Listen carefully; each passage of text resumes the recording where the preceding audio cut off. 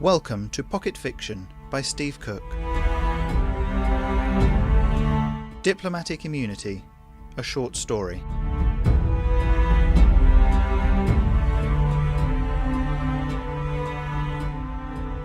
Ray stepped off the skimmer's touchplate and stared up at the sky. This close to Jupiter, the view was dwarfed by the gas giant, and the sun's feeble rays barely registered. The thin European gravel crunched beneath his booted feet, and even through the envirosuit, he felt cold. He looked over to where the spider diplomat was waiting, near a small tent set up for negotiations. No, he reminded himself, the Jovian, not the spider. They'd warned him about this back on Earth. You must do your very best, as our ambassador, to view the opposing side's ambassador as having equal stature to yourself. It was so difficult, though. The Jovians were huge, the spider portion of their body similar in length to a Terran pony, and their segmented legs moved constantly, as if keeping balance. Where the head and eyes of an ordinary spider would be, a thick, hairy torso sprouted. Some of the features that humans would recognise were there: abdominal muscles, nipples, even a belly button buried under the thick black hair. Bony growths, like armour, kept their vitals from harm. Their arms were wide-set and thick, 3 powerful fingers on each hand, and then there were their heads. Ray shuddered. Fangs sticking out at all angles from their blood-red mouths, a deep-cut brow heavy over glimmering eyes, and no nose to speak of. Naked, of course, but the same taboos didn't seem to apply.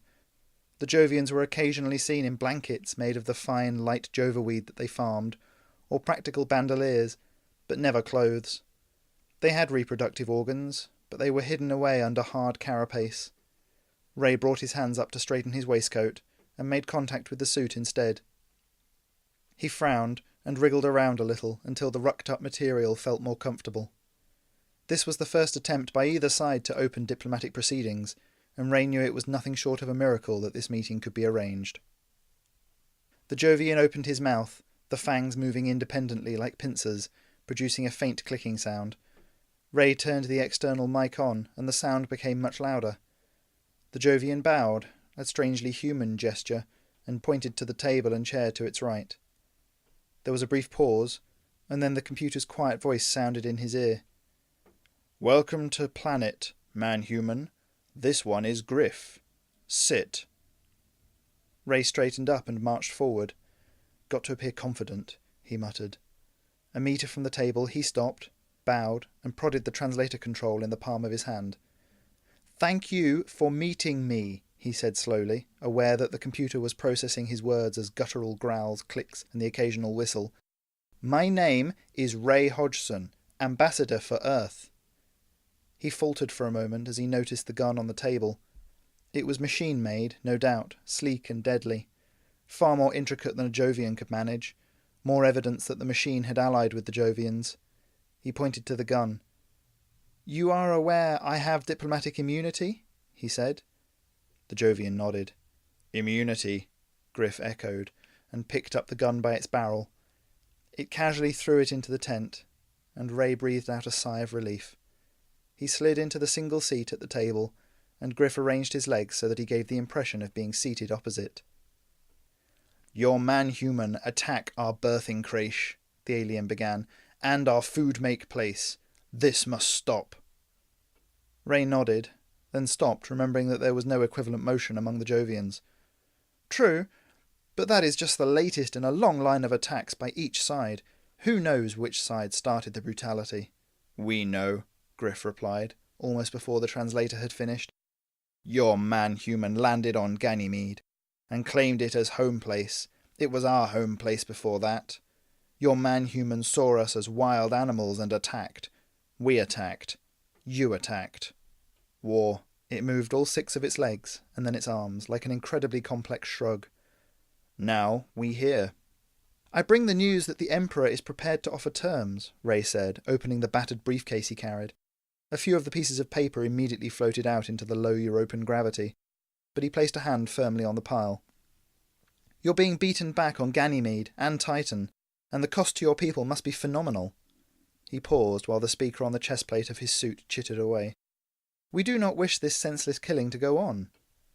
Lay down your bomb guns, the response came. The war continues only because we both fight. Our psychs have identified your base of operations on Titan, Ray said quietly. We are prepared to assault it if you do not cease this struggle. He leaned forward. You don't want to be responsible for all those deaths, do you? The Jovian's head swiveled almost completely around, then back again, a gesture of dismissal. Ray felt his stomach turn. It was the quickness of their movements that contributed most heavily to mankind's enmity towards the spiders. We need our home planet back, Griff said, mandible fangs chattering against each other. Titan and Ganymede, they are ours. We would, of course, allow you to live in specially designated reserves, Ray said, finally relaxing a little. He pulled the largest piece of paper out of the briefcase and unfolded it. It was a map of Titan, several large sections marked off in English. As far as could be determined, the Jovians didn't have a written language. See, here and here. These are vast areas, far larger than you need, Ray said. In return, we will leave you in peace to do whatever it is you do. Griff rocked forwards, peered stiffly at the map, then settled back again. He laced his thick fingers together. What of the migration? The, migration? Griff backed off a little, pointed legs clattering on the gravel.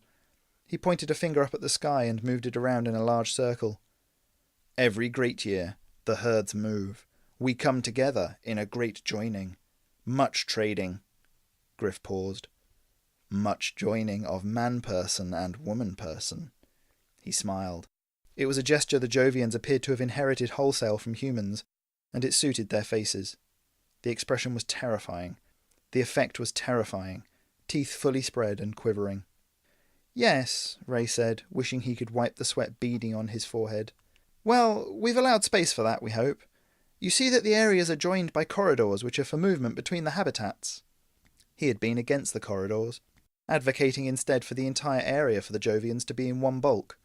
Central had shouted him down, pointing out that a people in several small groups are more easily monitored and controlled than all in one place, where anything could be hidden.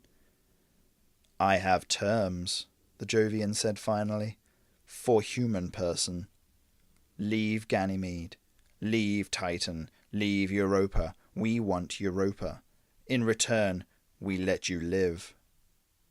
Ray stared, sure for a second that the translator would correct that last statement. Then he gave a short laugh. Really? I hardly think you're in a position to be making threats, he said. Griff took a step around the table, and Ray felt a twinge of fear. He stood up and began to back away, but for every step he took, Griff came closer. You come to our home planet. You kill us. A step. We fight back. You make us work in mines. Another step. We already own Europa. We will kill all human person. The wizard will show us how. Ray stumbled over a rock and went down on his back. Griff towered over him, silhouetted in front of Jupiter, low on the horizon. The giant arms, easily able to crush a human skull, folded across Griff's chest. But not you. We not kill you. Ray licked his lips. No? Diplomat immunity, like Ray Hodgson said. Ray got up, watching Griff warily, and scuttled backwards towards the skimmer. The alien, impassive, watched him go. The eyes under their Neanderthal brow seemed cunning, sly, glittering in the light of an alien world. Ray climbed into the hatch and sealed the door.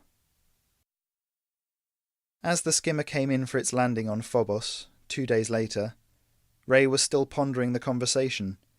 Could he have misunderstood an important facet of the spider's speech, or tone? Was there a hidden meaning somewhere that led to the utter failure? At least he had proof now that the machine had recruited, or allied with, the Jovians. Humanity would have to fight a war on 2 fronts. As the skimmer's engine wound down and the clanking of the service tube being attached to the hull sounded, Ray sighed and rubbed his eyes. It was going to be up to xenopsychologists and psychs now. Perhaps Central should have sent one of them instead of him. But no, they'd wanted a well-briefed neutral party, a Terran ambassador. Base Commander Wilcox was there to meet him with 3 of his aides. The door hissed open, and Wilcox immediately saluted. "Ambassador Hodgson, sir," he said, his voice as clean-cut as his appearance. "Welcome back to Phobos Base, sir." "At ease," Ray said, and stepped into the base proper. "Any word from my wife?" "No, sir," the reply came, "but there's a Priority 1 call from Earth. There will be—" Ray stared as the commander's face suddenly turned beetroot red, and his voice choked off. "Commander Wilcox?" The commander sank to his knees, clutching at his throat, and then Ray realized that the aides were in the same straits.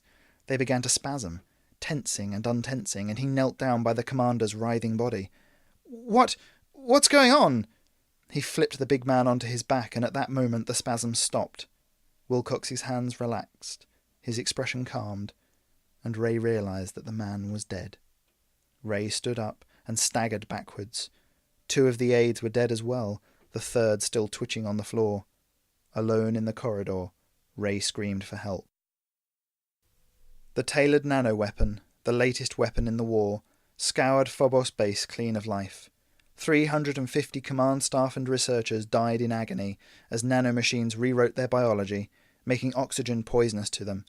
Like a plague doctor of old, unknowingly spreading the disease further, Ray Hodgson staggered from the dead to the dying, finally barricading himself in an office in a futile attempt to ward off something of which he had no concept. The next day, the Spider Strike Force landed on the planet. Their living ships released landing pods, and from those fleshy structures charged over 100 spiders, armed and armoured. When Griff stepped into the base, breathing capsule over the lower half of his face, it was to a report that only one life sign still remained. The barricade was easy to dismantle, and when the door hushed open, the human Ray Hodgson was sat in the corner, clutching a gun. "You!" Ray shouted. The breathing capsule tapped the chitin near Griff's ear holes, efficiently replicating the sounds he would hear in Jovian. "This one, yes." "You did this!" The human person's eyes were leaking, his tiny square teeth bared. "You killed them all!" "Not all," Griff said. Amusement tinged his voice. "You have immunity."